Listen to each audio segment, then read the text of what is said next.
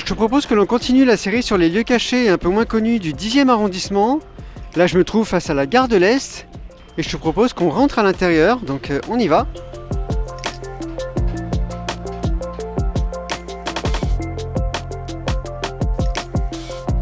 Alors bien sûr, hein, cette gare est hyper connue, mais moi je vais te montrer quelque chose qui l'est beaucoup moins.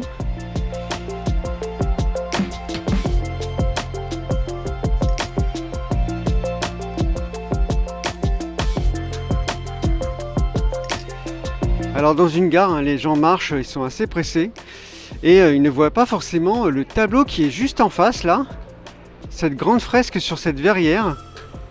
En fait c'est un tableau qui fait 5 mètres de haut sur 12 mètres de large et il s'appelle Le départ des poilus, août 1914.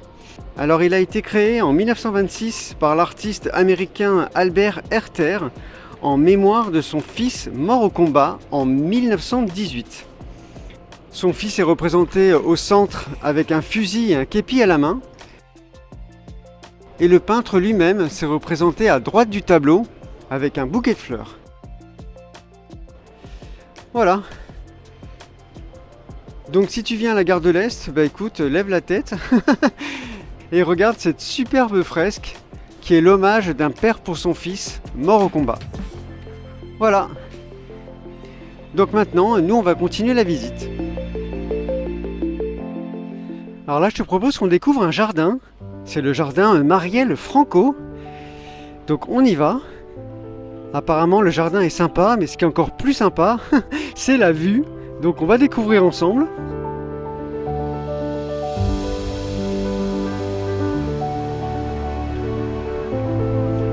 Tu vois, là, c'est sympa.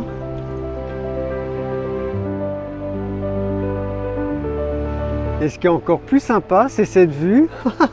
Regarde, sur les quais de la gare de l'Est. C'est magnifique, hein. Oh là là.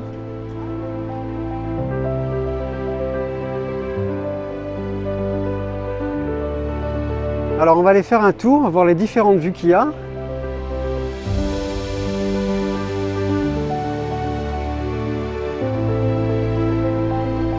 Voilà. Regarde. C'est fantastique. Il y a vraiment de très belles perspectives, hein. Allez, on va aller tout au bout.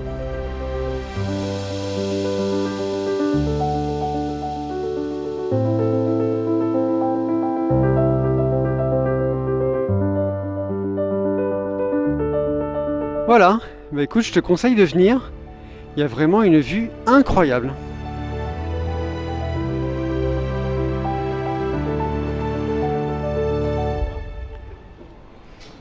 Alors là, je me trouve à l'angle de la rue du Faubourg Poissonnière et de la rue d'Abbeville.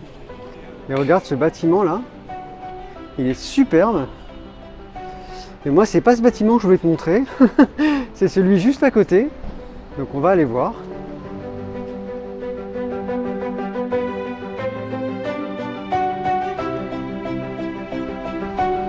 Voilà, c'est celui-là.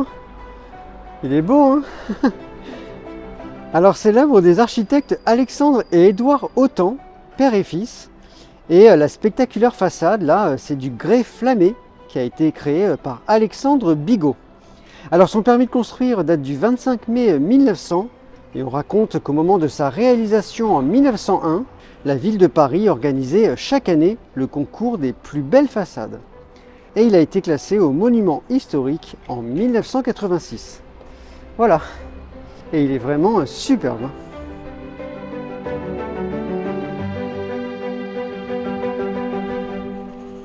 Alors là, je me trouve au 12 rue Martel et je te propose que l'on découvre un bâtiment.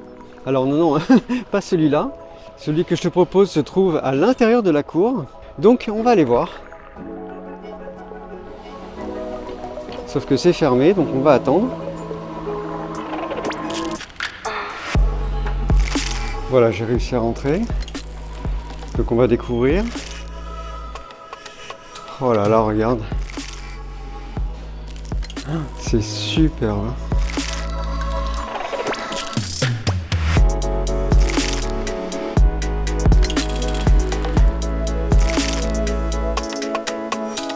Ces bâtiments en briques là, c'est vraiment très beau.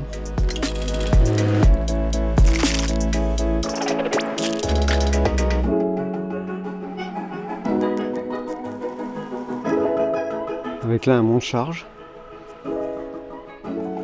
Alors en fait, ce superbe bâtiment, c'est l'ancien siège de l'Union faïencière.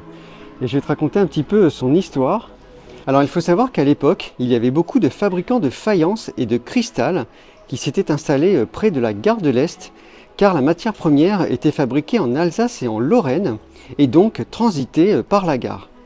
Alors cet ensemble de bâtiments a été réalisé en 1894 par l'architecte Gaston Parent. Voilà, et donc merci Gaston, parce que c'est vraiment très très beau. Bon, ouais, c'est cool. Je te conseille vraiment de venir ici, c'est un super endroit. Allez, nous on va continuer.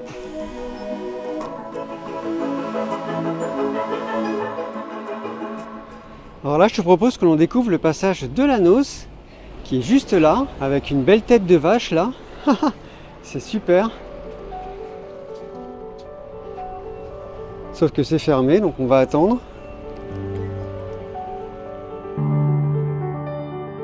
Voilà, regarde. C'est super beau. Cette cour là, ça a beaucoup de charme.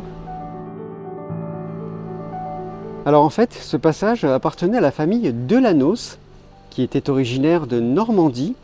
Et dans les années 1830, elle y installe une petite entreprise de distribution de lait. Et c'est pour cette raison qu'à l'entrée, il y avait une tête de vache. Et que là, on peut voir les vestiges des anciennes étables. Ça donne vraiment beaucoup de charme. On va aller voir un petit peu plus loin.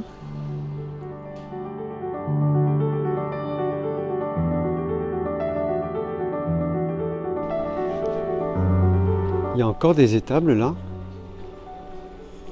C'est très très beau.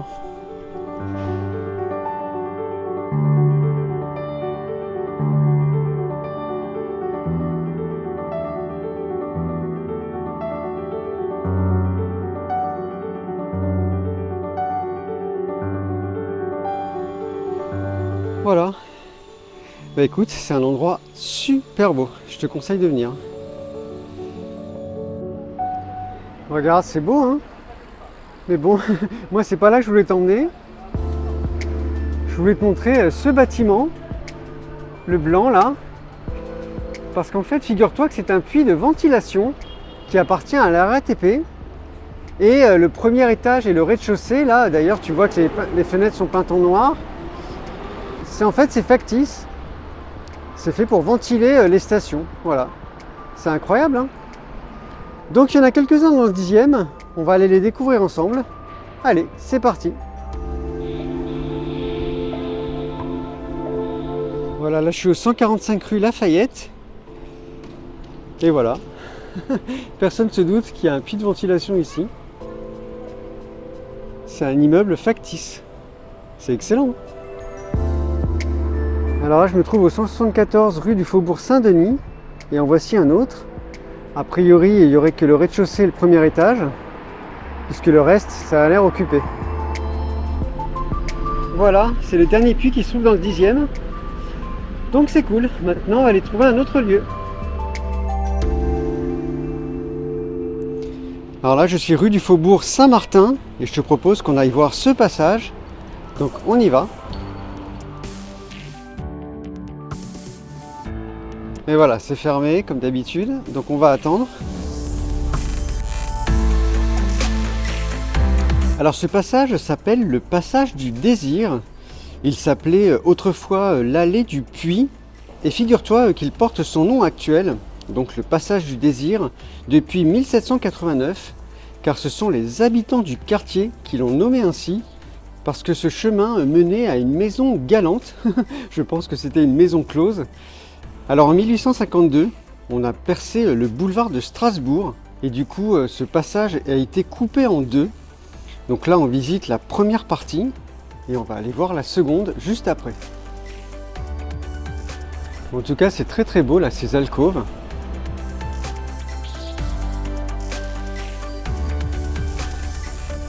Voilà, donc là on va sortir et on va voir la deuxième partie.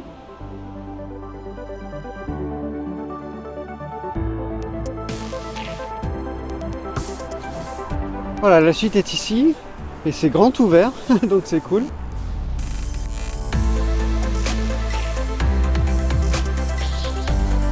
Ça n'a rien à voir, hein. Il y a un tas de petits ateliers. C'est sympa, hein.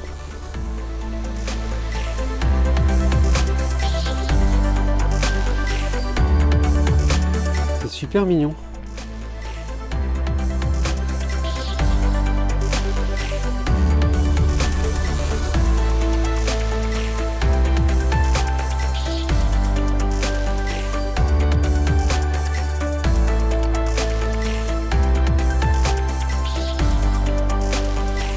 Regarde.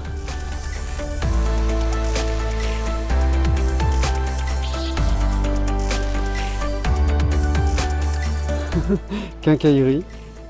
C'est excellent.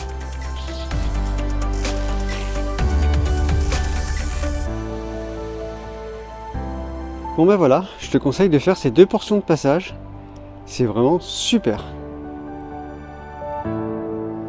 Alors là, je me trouve toujours rue du Faubourg Saint-Martin, devant cette superbe boutique, tout en bois. Elle est vraiment très très belle. Mais moi, ce qui m'intéresse, c'est à l'intérieur, dans la cour, donc on y va. Mais c'est fermé, voilà. Donc on va attendre. Voilà, j'ai réussi à rentrer. Ah, il y a une autre grille, mince. Bon, on va attendre.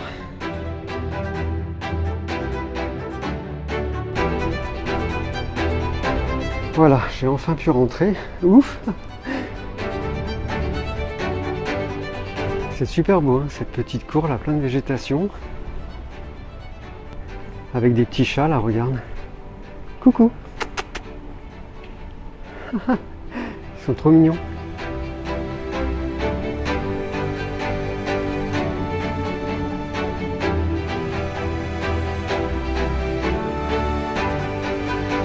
Alors pour te raconter un petit peu l'histoire de ce lieu, ici on se trouve dans les ateliers de la boutique qui est juste à l'extérieur, car en 1860, Auguste Claverie, fabricant de corsets, installe son siège social ainsi que sa boutique au numéro 234 de la rue du Faubourg Saint-Martin.